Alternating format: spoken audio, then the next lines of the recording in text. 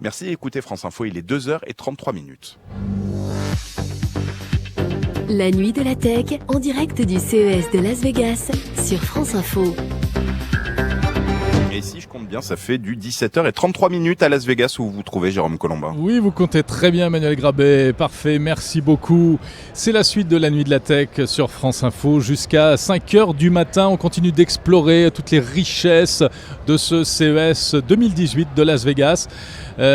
Toute l'innovation et notamment l'innovation à la française, puisque vous le savez, la France est présente en force, avec deux invités qui viennent de nous rejoindre. Pascal Torquetil, PDG du groupe Muller. Bonsoir.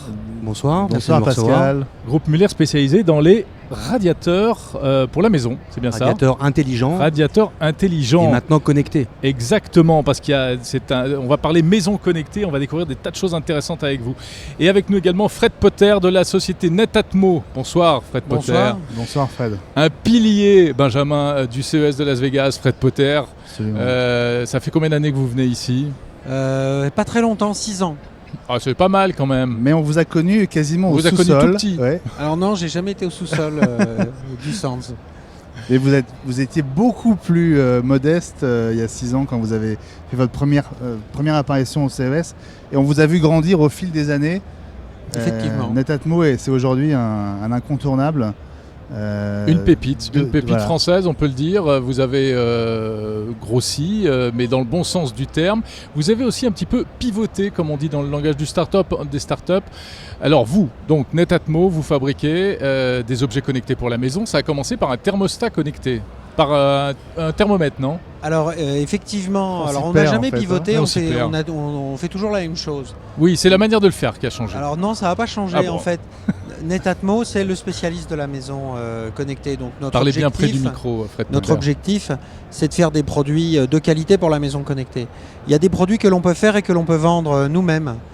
Par exemple, une station météo, un thermostat, une vanne thermostatique de radiateur ou bien les caméras de sécurité qu'on a développées.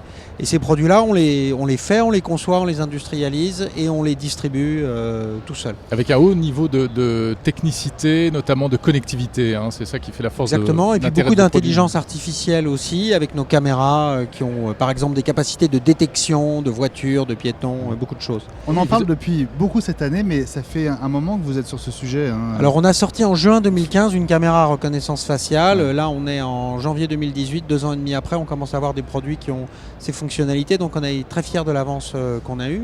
Et on a un deuxième axe, mais toujours finalement pour faire des objets pour la maison connectée, c'est de travailler en partenariat avec les grandes marques du bâtiment. L'an dernier, on avait annoncé un partenariat avec Legrand pour faire de l'appareillage électrique connecté, avec Velux pour faire des télécommandes pour fenêtres de toit.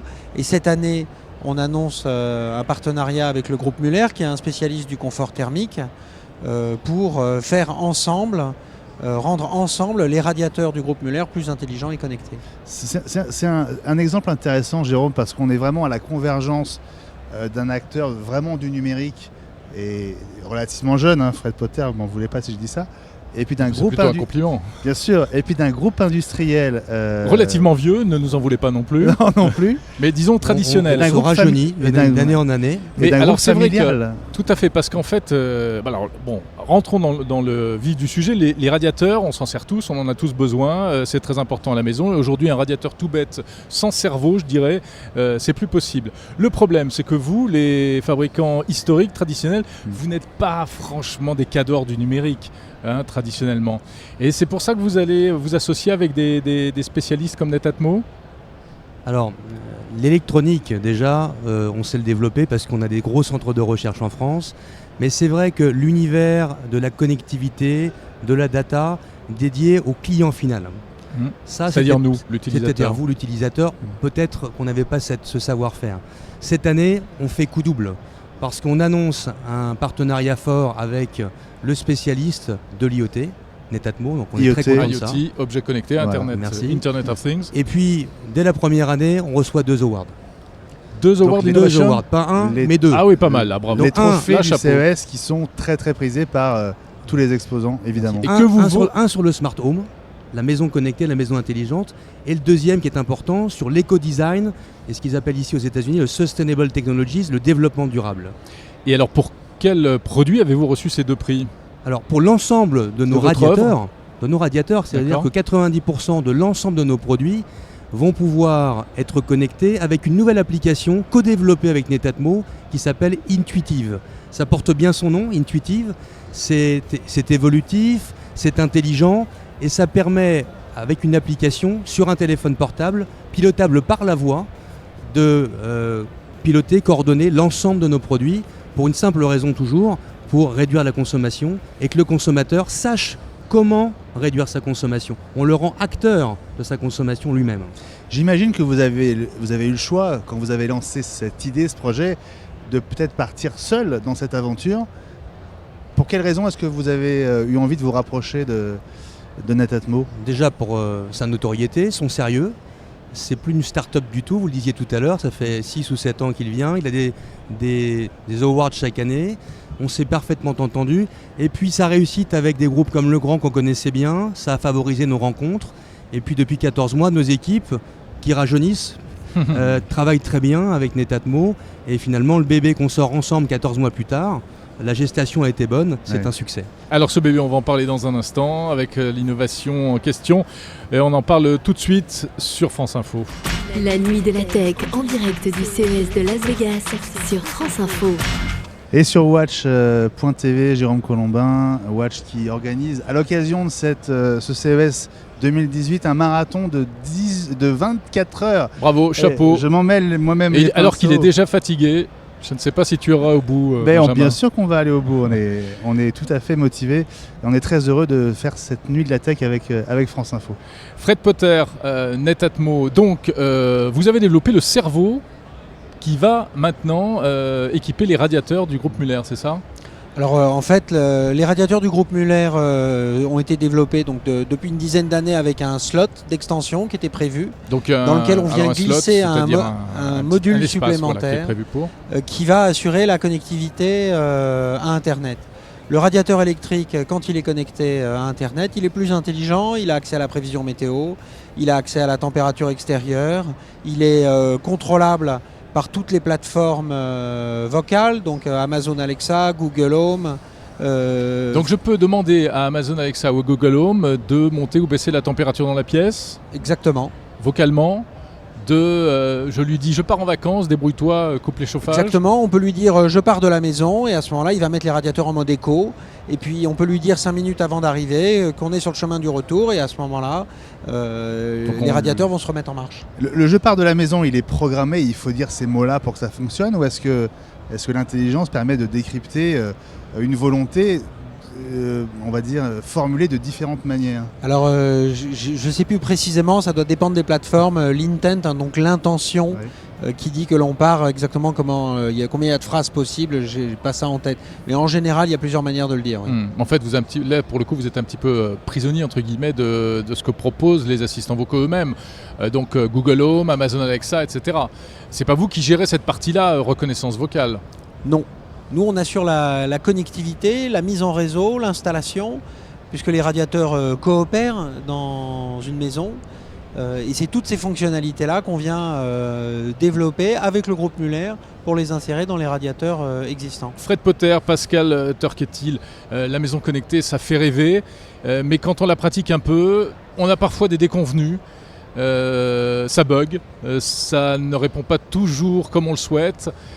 Comment améliorer et à quelle échéance, selon vous, on sera dans un système parfait où la maison connectée fonctionnera vraiment aussi bien que, je ne sais pas quoi, l'iPhone ou La maison connectée fonctionne aujourd'hui très bien. La maison connectée aujourd'hui fonctionne très très bien. Il n'y a qu'à voir les notes sur les plateformes de commerce en ligne que reçoivent nos produits. Elle fonctionne très bien commercialement, vous voulez dire? Non, elle fonctionne très bien en termes de qualité perçue par les utilisateurs. Aujourd'hui, je ne veux pas remettre en cause vos radiateurs connectés qui sont de très bonne qualité, mais vous n'êtes pas le seul, vous êtes un acteur dans une chaîne, dans une maison connectée. Mais le point important, c'est d'expliquer aux auditeurs que la maison connectée, c'est une réalité, que ce sont des produits de qualité. Quand on pose la question à nos utilisateurs, comment est-ce que vous notez entre 1 et 5 étoiles nos produits? On a 85% du parc client qui nous dit 5 étoiles. D'accord. C'est-à-dire qu'il considère que le produit fonctionne parfaitement ou de manière excellente. Donc on ne peut pas dire la maison connectée, c'est pas au point, etc. Parce que ce n'est pas le ressenti qu'ont les centaines ou les millions d'utilisateurs de nos produits. Il reste 15% à convaincre, l'essentiel du boulot est fait, on va dire. Mais voilà, on a 15% effectivement qui vont proposer quelques améliorations, qui vont avoir quelques frustrations sur lesquelles on travaille. Ce que je veux dire, c'est que c'est pas l'appareil qui fonctionne mal, c'est qu'il est dans un système qui a besoin des ondes radio, du Wi-Fi, qui va être tributaire des interférences des voisins, qui va avoir une mise à jour à faire, des choses comme ça. Et c'est justement les choses que l'on sait bien faire. C'est comment est-ce que si par exemple le Wi-Fi est coupé parce qu'on a débranché la box, comment est-ce que l'appareil continue à fonctionner, à rendre son service, comment le consommateur comprend que c'est le Wi-Fi qui est tombé, comment est-ce qu'on a une radio de bonne qualité pour pas qu'il y ait d'interférence. Exactement. Du radiateur et pas de la box et pas des interrupteurs. Exactement, etc. c'est tout ça qui fait la qualité des produits Smart Home et c'est sur ces sujets qu'on travaille depuis 6 ans et c'est pour ça que dans notre partenariat avec le groupe Muller, on fait des produits de qualité, c'est parce qu'on sait répondre à ces choses-là et qu'on a énormément de savoir-faire. Combien coûtent ces radiateurs connectés ? Bonne question. Déjà, pour répondre sur votre question tout à l'heure, c'est attention à l'effet gadget. On est bien d'accord. Attention à l'effet gadget. On est bien d'accord. Et il est certain que l'association avec Netatmo, et puis nous, 60 ans d'expérience, on ne peut pas lancer des technologies en se disant il y a un risque. La notoriété de nos marques, elle est trop importante, donc on fait des tests. On a des centres de recherche très importants. On a inauguré un Creative Lab il y a maintenant 2 mois dans une de nos usines et on a créé la maison du futur pour tester l'ensemble de nos produits associés avec les technologies de pilotage intelligent. Donc ça c'est très important de pouvoir garantir... Bien sûr, mais vous êtes dans un univers ouvert. Le client final ne va pas se contenter de vos produits à vous. Il va faire entrer des produits d'autres marques qui vont vouloir communiquer avec les vôtres. C'est parfois là que les problèmes commencent. C'est là aussi l'intérêt de travailler avec un acteur comme Netatmo. Parce que Netatmo travaille déjà avec d'autres acteurs comme Legrand, comme Velux, et on voit bien que l'univers maintenant tend à ce que toutes les différentes solutions puissent communiquer les unes avec les autres. Donc ce qu'on appelle l'interopérabilité, c'est quelque chose de très important. Pour revenir sur les prix, de nos radiateurs, 90% de nos gammes sont concernées. Cette technologie, parce qu'on est complètement intégré, on fabrique 100% en France, on a réussi à contenir la plus-value à très peu. Ce qui se rajoute aujourd'hui, c'est un module qui permettra l'interopérabilité, la pilotabilité à moins de 100 €. Vous voyez, donc surtout, finalement, par rapport à ce que ça va apporter en termes de confort et de lien de pilotabilité avec le client final, c'est très peu. Alors, on vient de voir passer un tweet là, avec le hashtag Watch24HCES qui vous félicitait pour cette association, ce partenariat. Oui. Est-ce qu'il y a un choc des cultures entre vos deux entités qui a eu le plus à s'adapter à l'autre finalement entre vous? Alors je ne vais pas répondre pour Pascal, mais nous on a énormément de respect pour les équipes du groupe Muller. Ce sont des gens qui travaillent depuis très longtemps sur des sujets compliqués, avec des problèmes de sûreté, des problèmes de qualité, des outils industriels très compliqués à maîtriser, des savoir-faire en matériaux et même en électronique tout à fait impressionnants. Donc nous on a beaucoup de respect pour les industriels de cette qualité. Alors évidemment ensuite on a des savoir-faire différents, des points de vue différents et on est dans le partage des idées de manière à faire un produit qui est vraiment le fruit d'un travail commun et qui de ce point de vue-là est un produit de qualité qui amène le meilleur des deux mondes. Et Fred Potter, les futurs produits de Netatmo, ce sera quoi après? Alors je vais vous le dire un autre jour. Je n'en attendais pas moins de votre part. Juste Pascal Turcutil, c'est quand même, vous aviez une vision parce que vos radiateurs ont été prééquipés finalement pour cette évolution il y a plusieurs années. Est-ce que ça veut dire que vous ne saviez pas par quel bout prendre le problème jusqu'à vous mettre d'accord avec Netatmo? La modularité, ça fait 15 ans qu'on l'a anticipé. Donc depuis maintenant 2000, on a mis un petit réceptacle dans l'ensemble de nos produits qui doit accueillir ce module. Alors initialement, c'était pour moduler la programmation, mais ce même réceptacle permet maintenant d'accueillir, parce qu'on l'a beaucoup travaillé avec Netatmo, ce nouveau module d'interopérabilité. Et puis, pour répondre tout à l'heure également, la confiance. On a confiance, les équipes de Netatmo et les nôtres ont confiance. Et d'ailleurs, je peux annoncer quelque chose en avant-première, c'est que notre partenariat ne va pas s'arrêter évidemment à ce qu'on a développé aujourd'hui. C'est peut-être la réponse à ma question. On a d'autres projets ensemble et je vais m'arrêter là. Bon, eh bien écoutez, très bien. On n'a juste pas parlé du prix de cette extension pour ces radiateurs qui existent déjà. 100 €, c'est ce que vous avez dit. Moins de 100 €, ce qui est une plus-value qui est très faible. Merci beaucoup à tous les deux, Pascal Turquetil. Merci de votre accueil. Directeur général du groupe Muller, et Fred Potter, fondateur de Netatmo. On va continuer évidemment à vous suivre tous les deux. C'était déjà le cas depuis de nombreuses années, n'est-ce pas Jérôme ? Merci beaucoup. En effet, on va accueillir dans un instant d'autres invités pour la suite de la Nuit de la Tech sur France Info en direct de Las Vegas. La Nuit de la Tech en direct du CES de Las Vegas sur France Info. Voilà, la Nuit de la Tech, Jérôme, c'est en radio sur France Info et c'est en vidéo et à la télé sur watch.tv et sur vos box.